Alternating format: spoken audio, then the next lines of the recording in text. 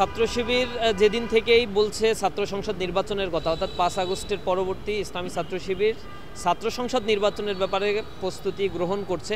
আপনারা দেখেছেন ইসলামী ছাত্র শিবির 5 আগস্টের পরে তার গঠনমূলক কার্যক্রম ইতিমধ্যেই ছাত্রদের সামনে সেগুলো ওপেন করেছে। ঢাকা বিশ্ববিদ্যালয়ে আমরা ছাত্রদের কল্যাণমূলক অসংখ্য কাজ করেছি। আমাদের দায়িত্বশীল যারা রয়েছেন ঢাকা বিশ্ববিদ্যালয়ের যে কমিটিতে যারা সদস্য রয়েছেন তারা ছাত্রদের পাশে থেকে বিশেষ করে চিকিৎসা সেবা প্রদান করা, তাদের জন্য হলে হলে পানি ঠান্ডা করার যে ফিল্টার বসানো সেই কার্যক্রমগুলো করা, এরপরে ছাত্রদেরকে আরও অনেক সহযোগিতামূলক কার্যক্রম বিভিন্ন বিশ্ববিদ্যালয়ে আমরা বৃত্তি প্রকল্প চালু করেছি।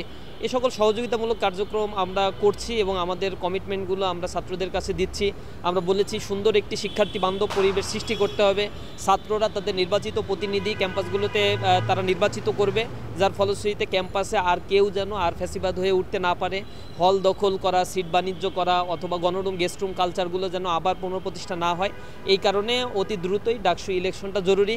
এ ব্যাপারে ইসলামী ছাত্র শিবিরের পক্ষ থেকে আমরা দাবি জানিয়েছি ফরমালি, আমরা টাইমলাইন দিয়েছি। আমরা আন্দোলন আমরা যখন দেখেছি তারা অনেকটা শিথিলতা প্রদর্শন করেছিল প্রশাসন, সেক্ষেত্রে আমাদের পক্ষ থেকে জোরালো প্রতিবাদও জানানো হয়েছে।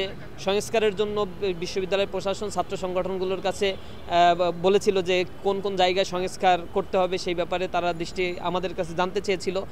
ইসলামী ছাত্র শিবির ডাকসুর সংস্কারের বা ছাত্র সংসদ নির্বাচনের নীতিমালা সংস্কারের ক্ষেত্রে সর্বপ্রথমই ইসলামী ছাত্র শিবির তাদের সংস্কার প্রস্তাবনা পেশ করেছে। সকল ক্ষেত্রে ইসলামী ছাত্র শিবির ছাত্র সংসদ নির্বাচনের ক্ষেত্রে 5 আগস্ট পরবর্তী যে পরিবেশটি তৈরি হয়েছে এক্ষেত্রে সরব ভূমিকা পালন করেছে এবং আমরা আশা করছি প্রশাসন সকল প্রকার বাধা উপেক্ষা করে যদি কেউ কোনোভাবেই চক্রান্ত করতে চায় এ ব্যাপারে সর্বোচ্চ সতর্কতামূলক অবস্থান নেবে।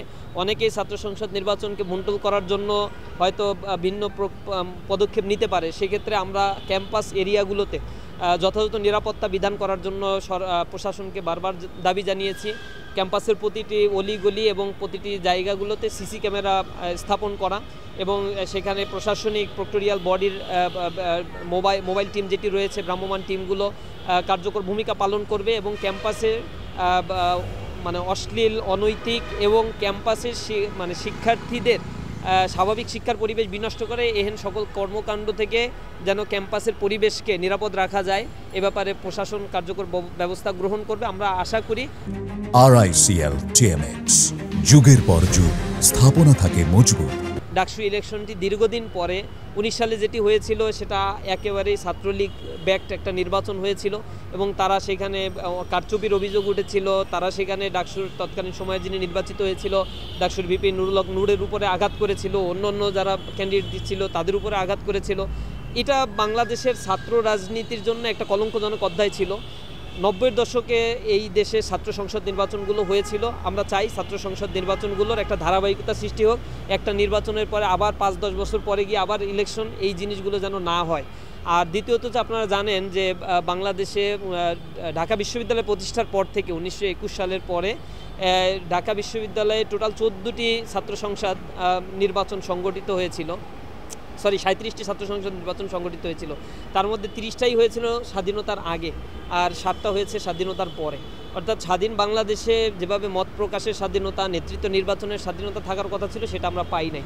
আমরা আশা করছি এই জুলাই আগস্ট পরবর্তী ছাত্রদেরকে এম্পাওয়ার্ড করার যে সুযোগটা তৈরি হয়েছে প্রতিটা ক্যাম্পাসেই সেই ছাত্র সংসদ নির্বাচনগুলোর প্রতি বছরই এই ধারাবাহিকতা মেনটেন করে এই নির্বাচনগুলো হবে। তাহলে জাতীয় নেতৃত্ব নির্বাচনের ক্ষেত্রে এবং ছাত্র সংগঠনগুলোকে যাতে তারা বিচ্যুত হয়ে না পড়ে বা নিজেদের দলীয় এজেন্ডা বাস্তবায়নের জন্য ছাত্রদেরকে ব্যবহার করতে না পারে, এই ক্ষেত্রে ছাত্র সংসদ চালু হলে ক্যাম্পাসে শিক্ষার সুষ্ঠু পরিবেশ এবং ছাত্ররা তাদের অধিকারগুলো ফেরত পাবে বলে আমাদের বিশ্বাস।